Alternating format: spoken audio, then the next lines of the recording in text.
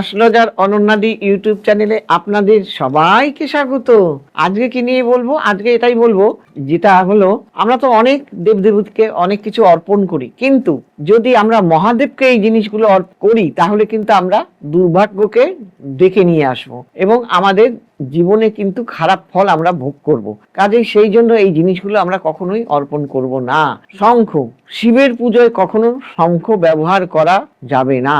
এই শঙ্খ ব্যবহার করলে খারাপ কাজের ফল এই জন্মে ভোগ করতে হবে। আবার যদি তুলসী পাতা, এই তুলসী পাতা মহাদেব কিন্তু পছন্দ করেন না। তার পুজোয় তুলসী পাতা ব্যবহার করলে খারাপ কাজের ফল ভোগ করতে হবে, করার প্রবণতা বৃদ্ধি পেয়ে যাবে।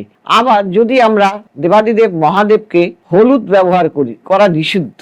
যদি আমরা হলুদ ব্যবহার করি তাতেও কিন্তু আমরা খারাপ ফল ভোগ করতে হবে আমাদের। এবার লাল রঙের ফুল, লাল রঙের জবা ফুল হতে পারে, অনেক যে কোনো ফুল যদি লাল রঙের হয়, এই ফুলের ব্যবহার খুব খারাপ ফলের আশঙ্কা আমাদের বৃদ্ধি পেয়ে যাবে।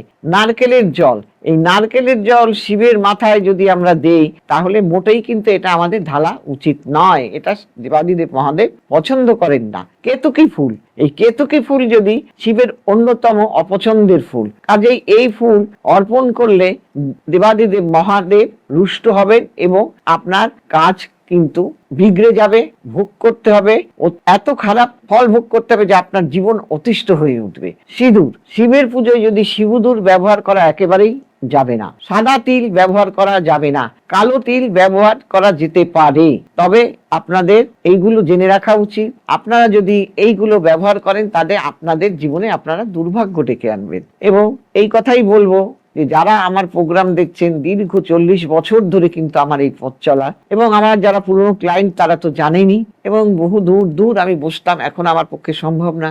যারা আমাকে দেখাতে চাইছেন তারা অনলাইনে দেখাতে পারেন, বা নিচে যাওয়া স্কলে যে চেম্বার গুলো দেয়া থাকবে সেই চেম্বার যার যেখানে সুবিধা হবে আপনারা সেখানে বুকিং করে নেবেন।